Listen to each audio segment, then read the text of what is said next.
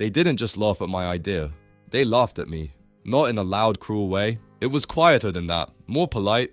The kind of laughter that hides behind tight smiles and raised eyebrows. Chris said Nathan, head of product, with a smirk that didn't quite reach his eyes. You're good with the backend stuff, really solid, but leave the big ideas to the visionaries, yeah. The room chuckled softly. I nodded, my face calm, hands folded neatly on the table.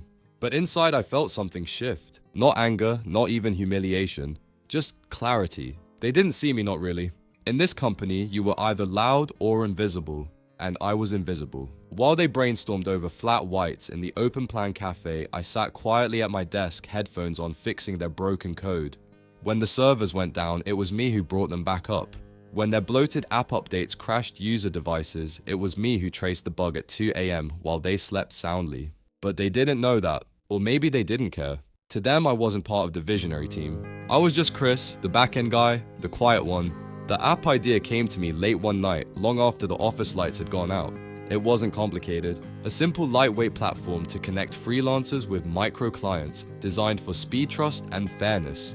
No clutter, no predatory fees, just clean, human-centered design. I sketched it out on the back of a napkin, then started coding. 2 weekends later, I had a prototype. I shared it with 3 friends. They loved it. You should pitch this at work, one said. They'd eat this up. So I did. Big mistake. At the next product meeting, I pulled Nathan aside. I've been building something, I said quietly. It's early, but I think it could fit with our mission. He glanced at my laptop screen where the prototype glowed softly. He scrolled for 30 seconds, then pushed the laptop back. It's cute, Chris, really, but we're not here to build little hobby apps. We're a real company. Focus on what we're good at, okay? Then he patted my shoulder like I was a child showing him a finger painting, and he walked away. I stayed late that night staring at my screen long after the cleaning crew had left. Maybe I should have let it go, but I couldn't. Something about the way Nathan said hobby apps kept echoing in my mind. They didn't get it. They never would. So I decided, if they couldn't see the value, I'd build it myself. I didn't quit right away. I stayed. Day after day, I wrote their code, fixed their servers, smiled when they dumped last-minute urgent tasks on my desk. And every night when I went home, I worked on my app. On my own laptop, on my own time, using nothing that belonged to them. Every commit, every feature, every line of code mine. They didn't notice. They were too busy planning a game-changing app update one I knew would flop. Too many features, too much bloat. They didn't care about users. They cared about looking impressive in pitch decks. And they ignored the one person quietly building something that could have saved them. It wasn't anger driving me anymore. It was something colder. Patience, clarity. They didn't believe in me, but I believed in what I was building. They fired me on a Friday.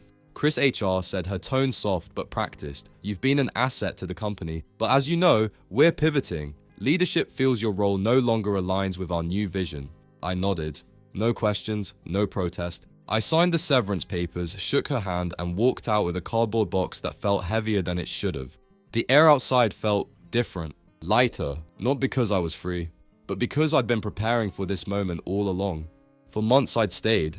I sat quietly in meetings where they praised each other for half-baked ideas. I nodded as they mocked competitors for chasing scraps in niche markets. I smiled when Nathan waved off my prototype like it was a toy.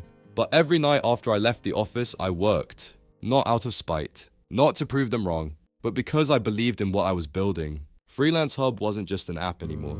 It was alive, a lean, intuitive platform connecting freelancers to micro clients in under 5 clicks. By the time they fired me, I had a working beta, 10,000 active users, a small loyal community on Reddit singing its praises, and an email in my inbox from an angel investor. We love what you're doing. 50K seed round, let's talk. They thought they were cutting dead weight, but in reality, they just freed me from the only thing slowing me down them. For 2 weeks, I barely left my apartment. I coded, I fixed bugs, I built features I'd been dreaming about for months but never had time for. I reached out to every freelancer I knew.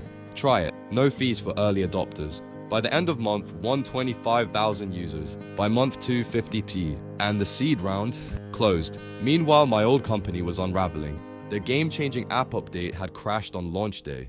1-star reviews flooded the App Store. Bloated, impossible to use, feels like it was designed by people who've never freelanced in their lives. I didn't comment. I didn't even smile, because I wasn't watching them anymore. I was too busy watching my own numbers climb. 3 months in, I signed my first partnership deal. A mid-size agency wanted to integrate FreelanceHub into their workflow. 6 figures. Straight into the bank. By the time TechCrunch ran a piece titled "The App Eating Freelance Market Alive," I knew there was no going back. This wasn't a side project. This was my company. One night, as I sat on my couch with my laptop, a notification popped up. Nathan, LinkedIn. "Hey Chris, congrats on the app. Would love to catch up soon. Shoot me a message when you're free." I stared at the screen for a long moment. He didn't know. He didn't realize yet that the thing he'd laughed at was about to crush him. They didn't believe in my idea. Now they're calling me to save theirs. The first email came at 6:17 a.m. Subject: potential collaboration. Let's talk. It was from Nathan. Chris Longtime, his voice chirped over the phone later that afternoon. "You're killing it with this app, man. Seriously huge congrats. Everyone's talking about FreelanceHub." I didn't reply. He continued trying to sound casual, but tripping over his words. "Listen, we were wondering if you'd be open to a chat about, potential synergies. Maybe we could collaborate." I let the silence stretch long enough for him to squirm. "Or even acquisition," he added quickly. 2 years ago, I would have killed for that word, acquisition. Now it just sounded small. "Nathan," I said, my tone calm even, "why don't you tell me what's really going on?" Another pause. Then the truth spilled out faster than he meant it to. "Our new app, our big pivot, it's underperforming. Users are leaving in droves, and your platform, well, they're going to you. So you want to buy me out?" "Exactly, we'd pay top dollar. Bring FreelanceHub under our brand, give you resources to scale. It's a win-win." A win-win. Like it had been a win-win when I built their backend systems while they took credit. Like it had been a win-win when they laughed at my prototype and told me to focus on what I was good at. "I'll think about it," I said. But I wasn't thinking about it. I was preparing my counterattack. That night, I called my CFO. "They're coming for us," I said, "but they don't realize they're already bleeding."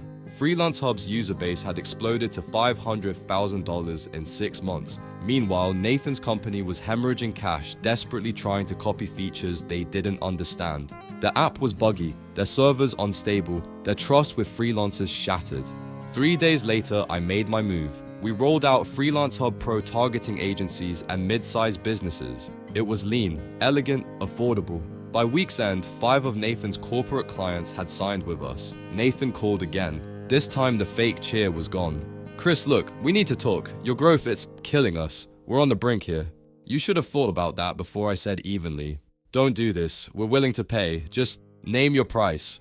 I leaned back in my chair, staring out at the city lights. "I'm not for sale. Don't be naive," he snapped. "Without us, you're nothing. You were always nothing."